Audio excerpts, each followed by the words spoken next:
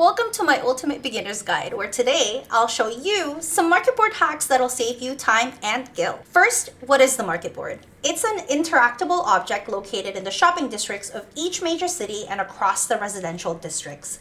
You can find the market board via your map by either clicking the mini-map or clicking the default keybind M. The market board allows players to purchase an item with an added 5% fee. The player selling the item also pays a fee that ranges from 0 to 5% depending on which city the player stations their retainers. The game does occasionally do promotions to lower the selling fee that's usually linked to a particular city.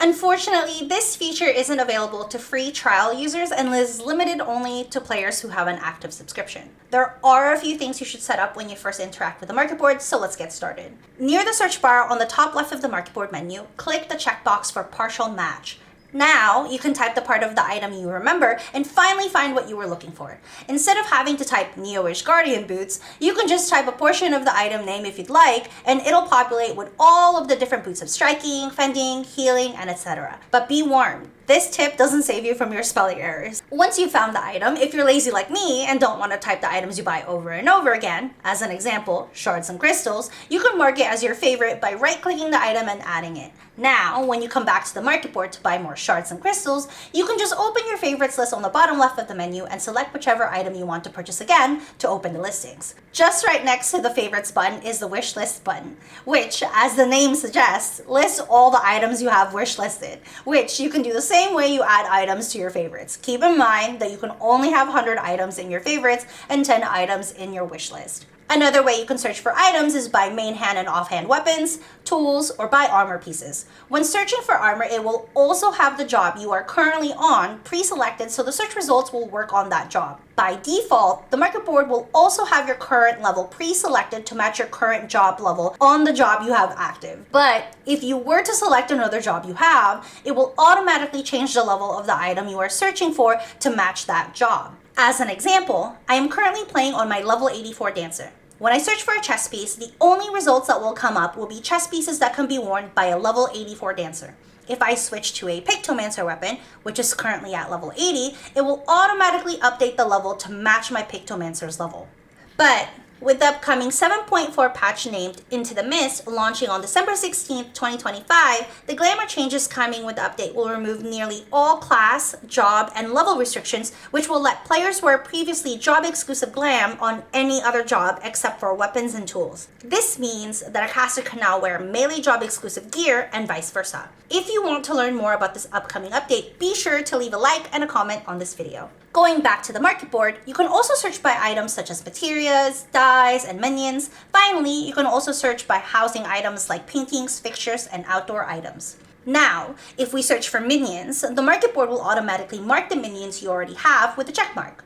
The number on the right indicates how many listings there are for that item, while the heart icon to the left of that number means that a player has wishlisted that item. There are sometimes two buttons on the top right, which is the filter button and the sort button. You can filter by items you already own and sort by quantity, demand, and more. When you select the item, this will open the search results and show you the current listings for that item.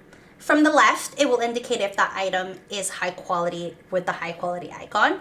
Items that are high quality tend to be worth more since high quality items are harder to craft than no quality items.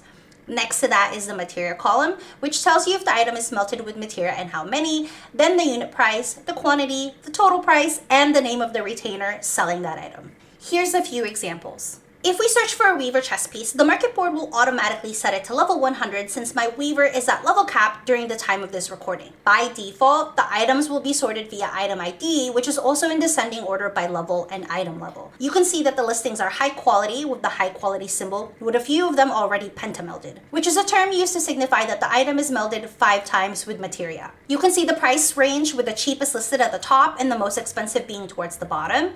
Just like high quality pieces, a listing will be more expensive if it comes pre-melded, especially if it's pentamelded. So even though the price is high, it's not unreasonable for a seller to ask this much for a pentamelded chess piece. For armor pieces, the quantity will always be set to 1, and just to the right of that is the total price with the 5% fee already included, and finally, the name of the retainer selling the item. Another example is if we were to buy shards, you'll see that there is no information for high quality or materia, since shards only come as no quality and you cannot meld materia into shards.